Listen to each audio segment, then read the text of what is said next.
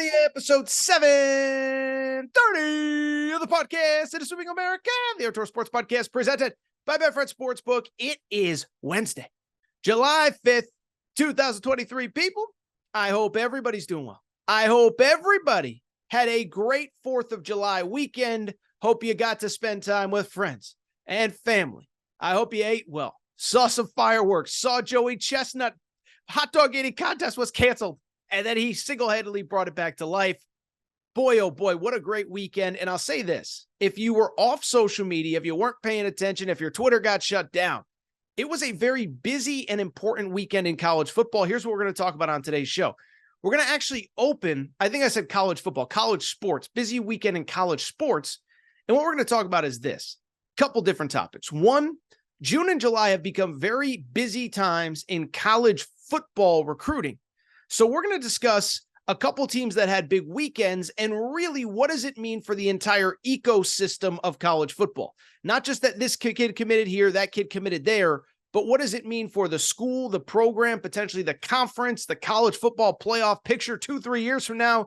We're going to discuss the holistic 30,000-foot view of college football recruiting.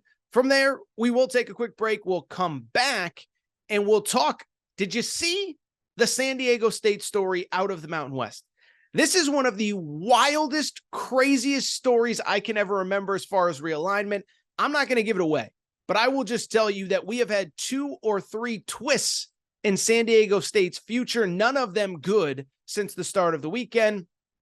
And speaking about start of the weekend, John Calipari actually did a media availability on Friday, had some interesting things to say about the state of the transfer portal. Do want to touch on that. I think it's going to be a fun show, lively show. We got a lot to talk about coming out of the holiday weekend, so let's not waste any more time. And let's get to the topic of the day. And the topic of the day, I do want to start with college football recruiting, okay? And I don't do a ton of college football recruiting on the show for one very simple reason. I just believe that like in college basketball, right? One player can fundamentally change a team or a program the following season. Cade Cunningham committing to Oklahoma State fundamentally changed who that program was the following year. Paolo Banchero going to Duke elevated that program. DJ Wagner to Kentucky, Anthony Black to Arkansas, etc. And so in basketball, you have 1 or 2 individual players can change an entire program. Football isn't like that. Just because you get a 5-star offensive tackle doesn't guarantee anything going forward. It's obviously 11 guys on each side of the ball. And instead, when it comes to high school football recruiting, I like to keep an eye out for big picture themes. Teams that are doing well, that are stacking an elite recruiting class, maybe a 2nd or 3rd straight elite recruiting class. Because when we talk football recruiting, I believe you have to look for themes more than individual players, programs that are changing the way they recruit, elevating how they recruit, things like that. And the reason we're doing this today is because June now has become a very busy college football recruiting month. Just about every program in college football has multiple big weekends with multiple visitors. And really over the last 2-3 weeks, college football recruiting really has picked up. A lot of kids commit in June now, and we had a ton of activity over July 4th weekend. So let's get into 2 or 3 programs, teams, commitments that really caught my eye. The first one, it comes from Columbus and it comes from Ohio State, okay? And so the bottom line is, listen, you don't need me to tell you, Ohio State has always recruited at an elite level. That is not a secret. What I think you could also agree with on Ohio State is that over the last couple years, even though they've had a lot of talent basically at every position on the field, I mean, they just had an offensive tackle picked in the top 10. Next year, JT Tuimoloau, the defensive end, will probably be a top 10 pick. While Ohio State has had talent everywhere, I don't think it's controversial to say they've gotten a little soft in the trenches. And so for me, part of the 2024 recruiting class was, could they reestablish, could they get those dudes up front, those alphas up front, right? Because if you look at Ohio State, what have I said on this show multiple times? It's one thing to beat Indiana and Rutgers and Maryland and just have more talent than them. But when Ohio State over the last couple of years have gotten against teams with the same amount of talent, the same amount of toughness, the same amount of physicality, they generally get pushed around. 2 straight years against Michigan, a couple of years ago against Oregon. Now, admittedly, they did beat Georgia I take that back. Admittedly, they did play Georgia very tough in the playoff, but even Georgia put up 40-plus points, 500-plus yards. And so why do I bring it up? Ohio State for years has recruited elite skill position talent, but they need to get guys up front. This weekend, they took a major step in that direction. They got a commitment from a 5-star top 20 prospect nationally named Justin Scott, a defensive lineman.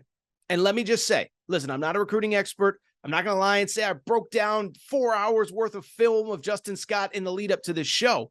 But to me, this is just such an important recruitment for a couple different reasons. The main reason being, one, like I said, Ohio State for years, they've been able to get the skill position guys. You go back to last year's recruiting class. Ohio State had a top 10 class nationally, number 4 overall. But of their top 5 commitments, 3 of the top 5 commitments they had were wide receivers, and the other 2 were cornerbacks, okay? This year, prior to Justin Scott's commitment, their top 3 commitments, or top 5 commitments really, 2 wide receivers, a quarterback, a running back, and a cornerback. And so nobody questions if Ohio State can put receivers in the NFL, if they can put quarterbacks in the NFL. But part of being a college football coach isn't just putting dudes in the league, it's winning the games that matter in college. And increasingly, Ohio State has done less of that. And so to get a kid of this stature, this talent, this capability, and maybe most importantly, who you went head to beat him for, does speak wonders, in my opinion. That is because this was a kid that prior to this weekend, all accounts seem to indicate he was going to commit to Michigan. I saw Hayes Fawcett, the great recruiting reporter, basically said, I talked to this kid after his Michigan visit. He set his recruitment commitment date for this weekend with the assumption that it was going to be Michigan. Then he goes to Ohio State. Larry Johnson, the famed defensive line coach, sways him, and this kid ends up at Ohio State. This is huge for Ohio State, but like everything else, they got to keep stacking this type of talent on top of each other. Got to keep getting players in the trenches. Again, we know you can sign wide receivers, corners, running backs, quarterbacks. You got to continue to stack these guys up.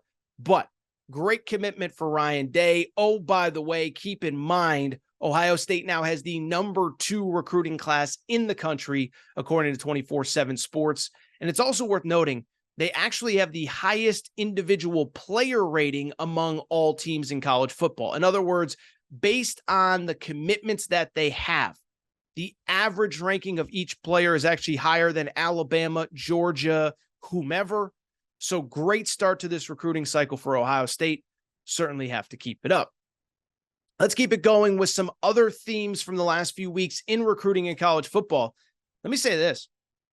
USC, Lincoln Riley is on an absolute tear right now. And so it's interesting, right? Because Lincoln Riley, when Lincoln Riley got the USC job, a couple things stood out in terms of why there was so much interest. It's Lincoln Riley. He produces one Heisman Trophy winner after another.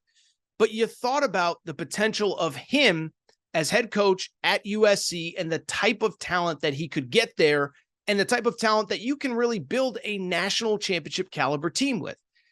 And why it was interesting to follow was if you followed last recruiting cycle, 2023, really USC, they were fine in terms of their recruiting class, but at the same time, most of the commitments that they got were kind of immediately after Lincoln Riley took the job. And it was basically all kids that had been committed to him either at Oklahoma or were on the verge of committing to him when he was at Oklahoma. Of their 4 highest rated commits last year, 3 were essentially Oklahoma locks. The fourth one just happened a few weeks ago when Deuce Robinson, really good dual sport football, baseball player, committed. So that was 2023. Lincoln Riley put together a top 10 class. Everybody is happy. He's recruited well in the portal, but you kind of waited for that splash with that SC on the visor, right? With the SC logo on the shoulder. Well, Lincoln Riley, you could argue the last month, nobody has been better. Right now, the Trojans, how about this? The Trojans have 17 players committed for the class of 2024. 14 of them have committed since June 1. In other words, 14 of their 17 players have committed in the last probably 5 weeks. And USC right now has the number 5 recruiting class in the country, according to 24/7 Sports. Now, look, they are, as they've always done, like Ohio State we just talked about, recruited very well at the skill positions. Just got an elite top 100 receiver, Ryan Pelham, a few days ago out of LA, Long Beach, Millikan High School in Long Beach, not far from where I live. They also got a 4-star safety, Marquise Gallegos, a few days after that. What's interesting about USC, though, is what did I just say about Ohio State? We know Ohio State and we know USC, they can put up points. We know you can get wide receivers. We know you can score points. But are you recruiting the kinds of guys in the trenches that you need to eventually compete if you are USC with Ohio State, with Michigan in the Big Ten? Remember, USC is going to the Big Ten in a year from now. And then, of course, are you getting the guys that can compete with Georgia and Alabama and LSU and those type programs when you get to the college football playoff? Well, so far, so good for USC. That's because in addition to all of the talent at the wide receiver, cornerback, running back spots, USC in recent days, they've also picked up a 4-star offensive lineman from Florida, had offers from pretty much the entire SEC. You go back and look at his offers list, pretty much everybody, Georgia, Oklahoma, Auburn, teams like that. Edge rusher from Florida had offers from Georgia, Auburn, Arkansas, schools like that. Guess what?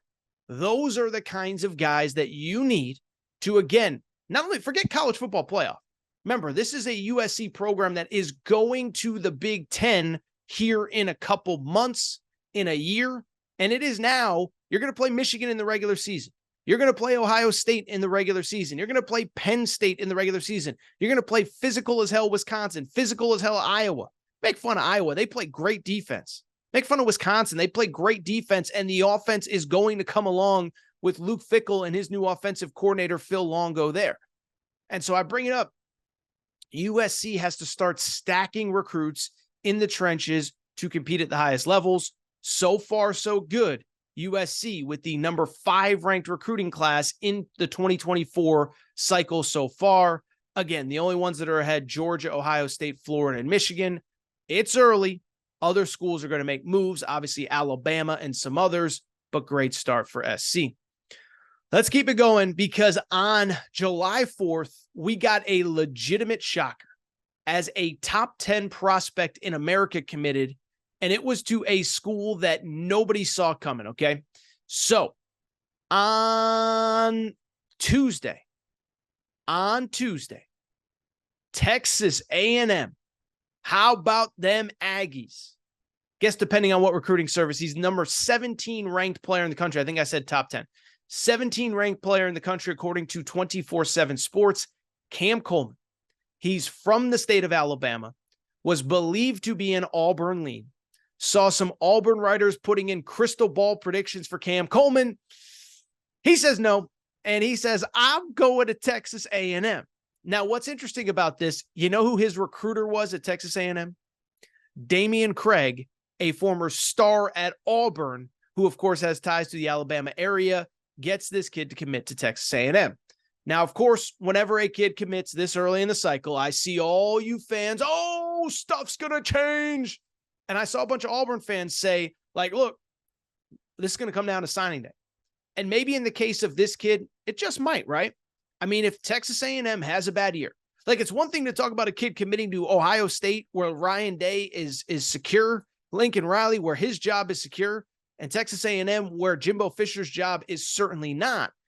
And so I only bring it up because for anybody saying, oh, this kid might flip by signing day, I mean, we got to see what happens at Texas A&M. But what stands out is that A&M is again putting together an elite recruiting class, currently a top 10 ranked class in the country with 16 commits overall. This guy so far is the star.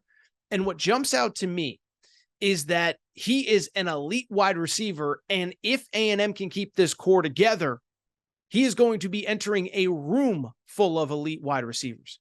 Remember who Texas A&M's wide receiver 1 was last year? It was Evan Stewart, 5-star number 1 wide receiver that was a freshman last year. He'll be a sophomore this year. Next year, he'll be a junior. You add this kid, Cam Coleman, to him, to some of the other young guys that Texas A&M has, that is going to be an explosive wide receiver room. No, everybody wants to crush Jimbo Fisher. No, everybody wants to get in their jokes.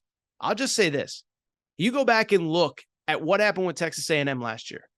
A lot of vets got hurt. They were down to their 3rd-string quarterback by the end of the year. A couple star wide receivers. Moose Muhammad was playing, but who was it? Anias Smith was hurt. A couple other guys were hurt. And I just bring it up because a lot of young players got thrown into the fire last year. Well, guess what? The starters are back. The guys that played in place of them are back. I actually think A&M is going to have a nice year this year. I think they're going to bounce back, be better than you think. Not saying they're going 12-0. I think they're going to bounce back. I think they're going to have a good year. I think they're going to probably hold on to their recruiting class, and we'll see what happens. But Cam Coleman commits to Texas A&M, a huge commit for Texas A&M. Just very quickly ripping through some other commitments from this weekend. Miami, 4-star defensive lineman Marquise Lightfoot chose Miami over Ohio State and a couple others. So listen, Mario Cristobal, always been a great recruiter. You knew he was going to have success at Miami, and that is exactly what he is doing. Obviously, Miami in 2023, the recruiting class we just finished, had a top 10 class. This class is off to a little bit of a quieter start. They only have 15 commits so far, but this is the top-ranked player that they've gotten committed. And trust me, we know the situation at Miami. Mario Cristobal can recruit. He is not done, and he will not be done with this class. Miami just getting started. Oh, by the way, how about Arkansas? Ashton Bethel Roman, wide receiver out of Texas, 6'1", had offers from most of the SEC. He committed on 4th of July night. Arkansas is off to a good start. Top 20 class with Sam Pittman. Just a really busy weekend overall. A team that really doesn't have a ton of commitments, so it's not as though that they're super high up on the recruiting rankings, but Kentucky had a very nice weekend this past weekend. Terrion Nichols, 4-star cornerback who had offers from Ohio State. Michigan chooses Kentucky. Elijah Groves, a linebacker. They had a very good weekend this weekend. Kentucky, Mark Stoops is recruiting at an elite level. I actually like Kentucky a lot coming into this year with Devin Leary, a quarterback. We'll discuss Kentucky at some point, but that's your big recruiting roundup from this weekend. Big weekend for Ohio State, big month for USC. Texas A&M gets a star. Miami, Arkansas, Kentucky, among many others who had very good weekends. All right, so what I want to do, take a quick break, and when I come back, we're going to switch gears. I do want to talk a little bit about conference realignment. Did you see what happened with Texas A&M? One of the wildest stories I can ever remember in realignment. We're going to take a quick break. We're going to discuss that next.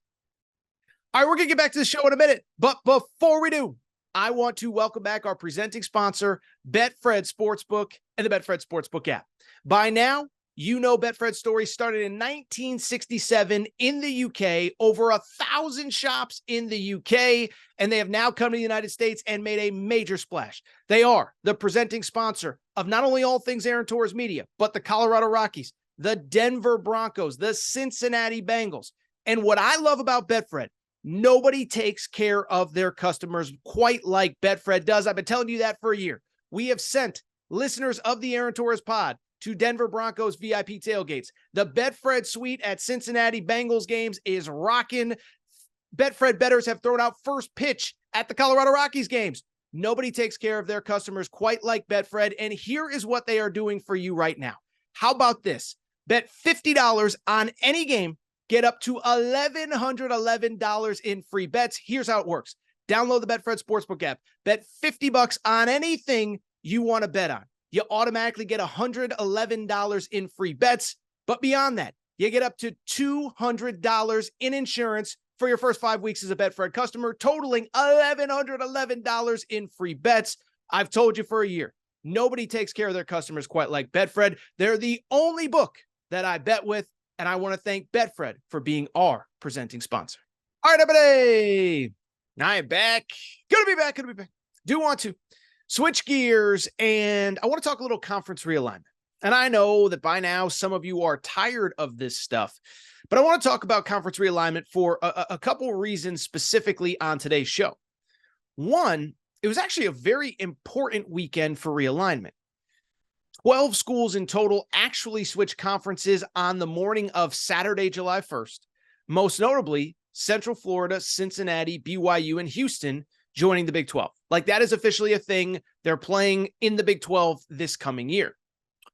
But what was more interesting was that as we wait for all of the other puzzle pieces to get figured out, what's the future of the Pac-12? What is the future of the Big 12? The most interesting story was actually the team and the school that didn't switch leagues and didn't even get an invite. That school is San Diego State. And let me tell you, while you guys and girls were shooting off fireworks and eating hot dogs and enjoying your 4th, San Diego State found itself in maybe the wildest conference realignment story that I can ever remember. So let's break it down and let's discuss, because this is crazy. Like, when you hear this, you're going to be like, did that really happen? Yes, it did. All right, so San Diego State, we've talked about a lot. And the reason being was that we thought, and if you're watching on YouTube, I'm using air quotes, we thought San Diego State was a school that was very much coveted by both the Pac-12 and the Big 12, and they very well may be. Just one problem. As we've told you many times, as I've told you, I said June 30th is a very important date because June 30th was essentially the date that San Diego State had to make a move and leave the Mountain West. It would be for after this coming season, 2023-2024. But they had to officially let the Mountain West know that they were leaving before June 30th.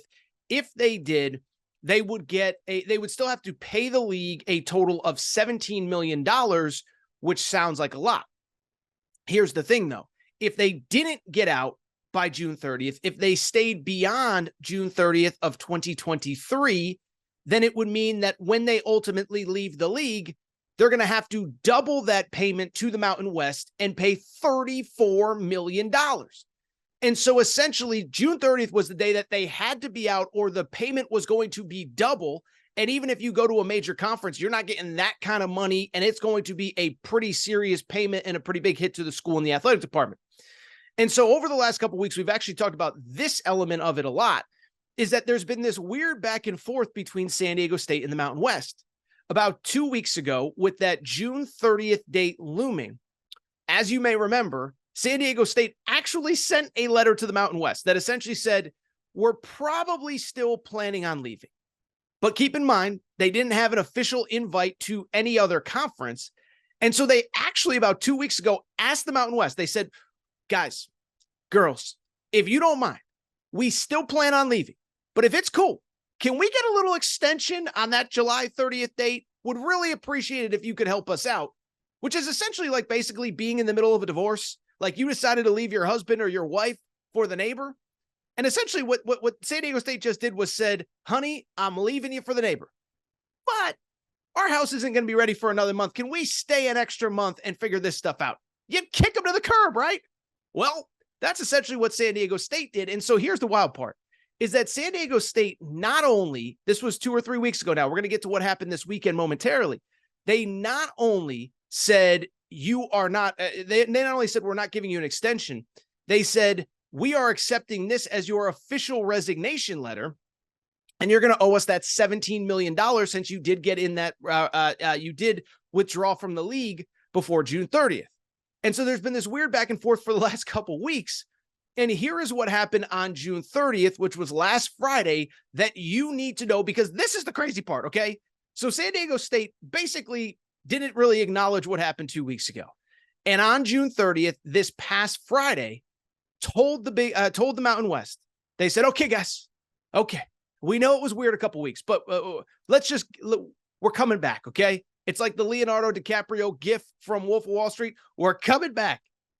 Here's where it gets crazy, though. This is where this becomes one of the wildest realignment stories I can ever remember.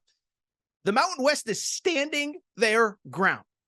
And so as of right now, this is what the Mountain West told San Diego State last Friday when San Diego State said, okay, we're not leaving. We're coming back. The Mountain West said, no. You already sent us a resignation letter. We accepted your resignation letter. You are not welcome back. And oh, by the way, here's the other part that's crazy. You owe us $17 million. And because we don't think you're going to pay it, we're actually going to hold all of the TV revenue that you guys generated for this league last season. So essentially all of the schools get paid on July 1st from the TV revenue for the previous year.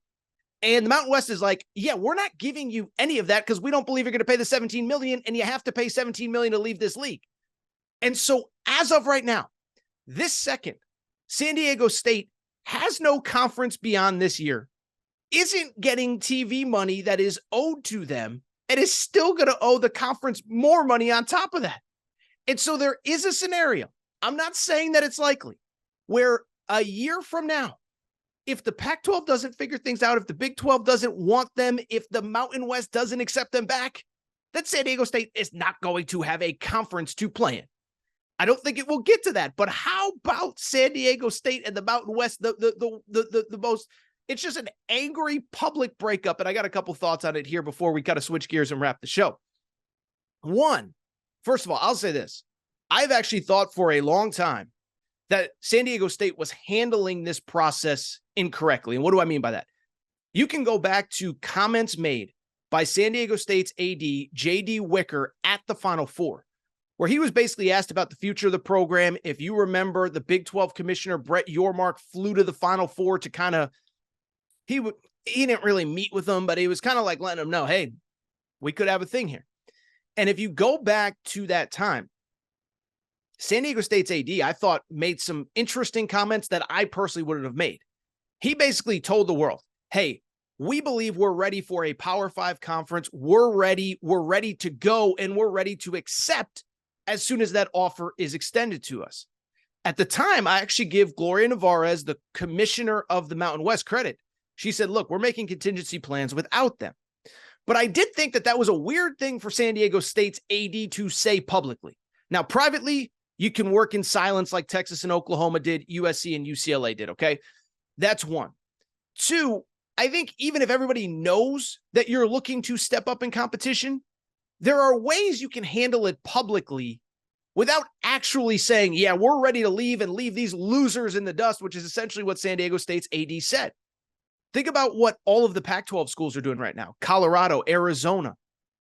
I think those schools are about ready to go, but they're saying the right things publicly. Oh, we want to stay with the Pac-12. We hope it works out, but we will obviously keep our options open going forward. That's a very easy way for San Diego State to get away with basically acknowledging we're ready to move without saying we're ready to move. So that's one. Two, let me give credit where it's due. The brass you-know-what of the Mountain West commissioner, Gloria Nevarez, she is new to the conference. She got hired within the last year.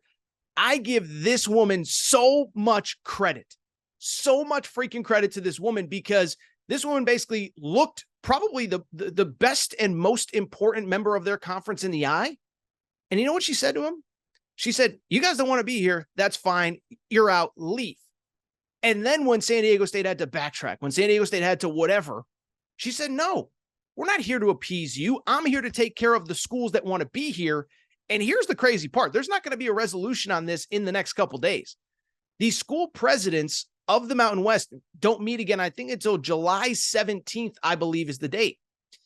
And so they don't meet until July 17th, and San Diego State is not allowed in that meeting because they don't deem them a member of this conference anymore. So I give her a ton of credit. And to me, it's just going to be fascinating to see what happens going forward. Now, ultimately, this could go one of two very unique directions. And I do think either way, the Mountain West is in pretty good shape. One, the Mountain West, I think there's a scenario where the Mountain West does let back San Diego State in. As a matter of fact, I think it's a very likely scenario. But at that point, what does the Mountain West have that they haven't had for the last year? They have all the leverage. They say, look, we don't care if you made a Final Four, played for a national championship, do all these great things. You got to come back. And at that point, you could say, you got to commit to us long-term. We're not taking you back for 2023, 2024, and then letting you bounce a year later. We're not taking you back for 2023, 2024, 2024, 2025. We're not taking you for 2 years. You got to commit right now to X number, whatever it is, 5 years, 8 years, 10 years, whatever it is. I don't know what it is, but as of right now, as I record here late on July 4th into July 5th, I would argue that the Mountain West actually has most of the leverage in this situation. Now, I will also say this could actually work out well for San Diego State, because at some point, the Pac-12 is going to have to present TV numbers to their schools and tell them what the next TV contract looks like, where the game's going to be played, how will people watch them, etc. Now, from that point, we'll see, do the schools leave? Do they stay? Do they this? Do they that? But if that happens over the next week or two, and San Diego State's essentially been kicked out of the league, now they still only owe half of the money that they would had they decided to stay in the first place. So this could actually work out best for San Diego State, because you're going to have to pay $17 million either way, and this kind of effectively bought you the extension that you're looking for. And for the Mountain West perspective, there is no bad scenario. You're either getting $17 million and they're leaving now, you're getting $17 million, or you're getting them to stay. So this is a fascinating story. But essentially, as I record right now, this second today, and stuff is going to change on this one, San Diego State does not have a league to play in beyond the 2023-2024 season. How about that for a realignment update? I do think, by the way, before we get out of here, there is like one more sort of interesting and sort of important note to acknowledge about all this. And that's that no matter what way you cut it, this is not a good sign for the Pac-12. Because the Pac-12, we've talked a ton about them, and I don't know how much you've paid attention. I know we got a lot of fans in SEC country and Big Ten country, and maybe you don't ultimately care that much about the Pac-12.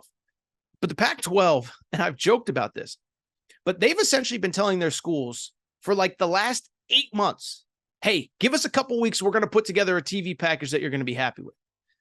And so I was told by credible people in the industry, if they didn't have a TV deal together by April, schools were going to start looking around and looking for better alternatives. It's now July. A year from now, the Pac-12 does not have a contractual TV deal in place. And so I only bring it up because the way I see it is this cannot be a good sign for the Pac-12 at all. If they were ready to go, the TV deal would be in place. The TV deal would be signed. San Diego State would have an official invite. Remember, USC and UCLA technically got their invites before the Big Ten closed their TV deal. Now, secretly behind the scenes, was the Big Ten negotiating with USC and UCLA in the conference? Absolutely. But why I bring it up, the deal was done. If you remember, June 30th of 2022 was the day that USC and UCLA announced they were leaving the Big Ten. And so I only bring it up because if something was imminent and if something was great, San Diego State would be done. They would have left and they would wait and it'd be unofficial, but whatever, this and that. Now, realistically, if San Diego State goes back to the Mountain West, you're looking at 2023, 2024, and then probably another year before they could seriously consider leaving. And that's, again, assuming the Mountain West doesn't hold their feet over the fire. And so San Diego State, we can, are they Ohio State? Are they Alabama? Are they Florida? Whatever. San Diego State's kind of an important puzzle piece for the future of the Pac-12 if such a thing exists. And the reason being that San Diego State represents the Southern California market to the Pac-12. The Pac-12 obviously has lost USC and UCLA. And I'm not saying that San Diego State replaces USC and UCLA, but at the same time, there are 23 million people. Looked it up, did some research before I hit play on this Aaron Torres pod, before I hit record. And so why that's important, there are 23 million people in Southern California. If the Pac-12 butchers this and doesn't have a presence there, you know what a death knell that is for that league and that TV deal, because trust me, TV partners, whether it's official or not, they are going to want that Southern California market covered. And with due respect to all these other schools, there's nobody else there outside of San Diego State. So it'll be interesting to follow. It'll be interesting to monitor. And I don't really know, what's next for the Pac-12 specifically, but the longer this goes on, the worse it looks for everybody. And the more it makes others think that they might have to look for another alternative. I've said from the beginning, I think Colorado's as good as gone. Colorado, in my opinion, they've been waiting for those TV numbers to justify a move. They've basically been saying, we can't leave until we see those TV numbers, because if they're not right, if they're not good, then we have the opportunity to go to the Big 12. Okay. But if they're better than the Big 12, then we're going to get skewered publicly for leaving for less money. I think Colorado, is at the point where they're just like, I'm gone. Like, we're not waiting around forever to get this thing figured out. Arizona, I think they're about ready to go too. Now, some of these schools I think will ultimately stay. I've said it many times. I don't think Utah is in a rush to go to the Big 12, where BYU already is now officially. I think Oregon and Washington are trying to hold the Pac-12 together, but they're going to want more TV money than these other schools. It's just a you-know-what show for the Pac-12 right now, and I don't know how this gets resolved, but remember, we're now in July. It's July 5th as you're listening to this. There's a Big 12 Media Days coming up. There's a Pac-12 Media Days coming up. The Big 12 is going to want to make a splash. The Pac-12 is going to want to put out their TV numbers. We are about to get a wild couple weeks in realignment. I do want to go ahead and wrap with one more topic, and it's a topic we've talked about actually probably more than anything else here on the Aaron Torres Pod over the last couple months. That is the college basketball transfer portal. Now, I promise what I am not going to do today is rip through a bunch of names and schools and this and that. Although it is worth noting, I just did it last week because guys are still sort of entering the portal. Now, as you remember, we've talked about it a ton on this show, but May 11th was essentially the deadline in which players could enter the transfer portal, with one little caveat. That little caveat was that if you graduated, if you are a graduate student, there essentially is no deadline to when you can enter the portal. Now, in theory, the deadline is actually August 28th, which means that players that have graduated by technicality have another 7 weeks that they could enter the portal. That is insanity. And so we've talked a ton about the portal. We've talked about deadlines. By the way, the NCAA last week in their meetings has talked about limiting the transfer portal windows. But graduate transfers are basically playing by an entirely different set of rules than undergraduates. And on the one hand, I totally get it. You graduate, you should be given more freedoms if you want to play college basketball. At the same time, though, August 28th does feel a little bit like, that feels like a little bit too far into the future. And one coach this weekend actually called out the NCAA and said, look, stuff needs to change. We can't have this August 28th deadline. That coach is John Calipari. And listen, we've talked a ton about Cal this offseason, the good, the bad, the this, the that. But on Friday, right before the holiday, he did have a press availability where he talked about a lot of different things. Made some weird comments, by the way, about 27, 28-year-olds playing college basketball. We won't talk about that. But Kentucky is going on a foreign tour here in a couple weeks. They're going to Canada to play in an international event. And he had a press conference, and he actually talked about this exact topic. Graduate students having the chance to enter the portal through August 28th. Some very interesting comments from Coach Cal. Here is what he had to say. Because everything has changed, you have a lot of teams. They need guys. I'm going to make a guess, and I've been wrong before, but I would say 10 more transfers will happen, maybe in August. So a team that thinks they have guys, you're not going to have that guy. Why would that happen? How could that happen? Transfer because they graduated from the other school. They can do that August 28th and transfer because they graduated. There's no time limit. There's nothing. And so let me say this. I have gone through the 7 stages of Coach Cal this offseason. Frustration, disappointment, anger, and then some newfound respect because he was able to put together his roster late. And oh, by the way, I know he took a transfer a few weeks ago. I think Bob Huggins getting fired or resigning, in the middle of June is a little bit different than what Coach Cal is talking about. But what I will say is, while I know we're all for player mobility and opportunity and stuff like that, I actually agree with Coach Cal. I think the August 28th deadline is just way, way, way too late to be eligible to play next year. Now, to be clear, I'm pro transfer. You guys know where I stand. I haven't always been. I've come to accept that this is what it is. And I really ultimately have no real fundamental problem with the way things are set up. At the same time, though, like it does feel like even if we want to give graduates a little bit more wiggle room, August 28th does feel insanely late, right? So I'll give you an example. Just a few weeks ago at Alabama, something we talked about on last week's show, Javon Quinterly, a sixth-year senior, everyone expected him to come back. He tells Nate Oates in mid-June, hey, dude, appreciate the last 4 years here. Thanks for letting me get my degree. I'm going to go see what else is out there. Now, listen, we can argue about Nate Oates, and I know he didn't have a great regular season, and I know a lot of people, including myself, were frustrated with how Nate Oates handled the Brandon Miller situation.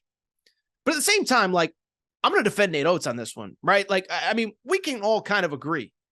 You give a kid, the season ends in March, okay? For Alabama, the season literally ended in late March. From there, a player then has the opportunity to enter the portal through May 11th. Alabama survived that date, okay? Javon Quinterly tested the NBA draft waters, announces he's coming back June 1st. They've started summer school at Alabama. So essentially what you're saying is season ends, enters the NBA draft, survives the June deadline, starts summer school, and now in late June, he announces he wants to leave. That doesn't feel a little bit ridiculous to everybody else? I'll take it a step further because I think Cal kind of hinted at this. I couldn't find the exact quote. But you understand a lot of schools are going to go on summer tours here these next few months. And so what happens if you have a guy, a graduate transfer, a guy that has told you that he is coming back, that is committed to your program for 2023, 2024, and you didn't recruit over him, and he said he's coming back, and he committed to you, and you committed to him? What happens if you go on a foreign tour and he doesn't like his playing time? He doesn't like his teammates. He doesn't like his fit. He doesn't like his role. He thinks he should be playing more. You think that guy ain't going to enter the portal and try to find a new home? Because I believe that guy very much will. And as Cal said, there are still going to be guys to enter. And so I get the player mobility stuff. I have no issue with it. I get having a transfer portal window. I'll take it a step further. I even get the idea of allowing players who have already graduated a little bit more wiggle room, right? So even if the draft deadline is June 1st, maybe you give them all of June because they come back and, they enter the draft, they come back, and then they're trying to figure out if they actually want to stay in college or not, or do they want to stay on their campus? Okay. But I do think August 28th just feels insane. I mean, just imagine your team, pick a player that's a graduate that comes back in August 11th, August 14th, July 28th, and says, Coach, I'm not playing. And that coach has no alternative to go ahead and replace them. It's okay to have player mobility. It's okay for players to have rights and have freedoms that they didn't have 3-4 years ago. But August 28th to be eligible for this coming season, not gonna lie, that feels a little ridiculous to me. And I give Coach Cal credit for speaking out on it. By the way, I don't know this for sure. My guess is the next chance that Nate Oates has for media availability, he's probably going to say something as well. All right, I think that's it for this episode of the Aaron Torres Sports Podcast. How about that? Just knocked out a cool 40 minutes here on a Wednesday after a holiday weekend. Hope, again, everybody had a great holiday weekend. Hope everybody had fun. Hope everybody relaxed. Fireworks, hot dogs, all that good stuff. If you're not subscribed to the Aaron Torres Sports Podcast, please make sure to do so. Apple, Spotify, Amazon Music, Google Music, wherever you listen to podcasts, make sure to subscribe. Make sure to rate and review the show. Go ahead, give us a quick 5 stars. Let us know what you like, what you don't like, all that good stuff. Make sure you're following on social media at Aaron_Torres on Twitter, at Aaron Torres Pod on Instagram, Aaron Torres Podcast Questions at gmail.com, Aaron Torres Podcast Questions at gmail.com. That is all for today's show. I'll be back on Friday. We'll have a good time. I don't know what we'll talk about. Somebody might enter the portal. San Diego State might have a conference. They might not. Stay tuned. Back Friday, Aaron Torres Pod.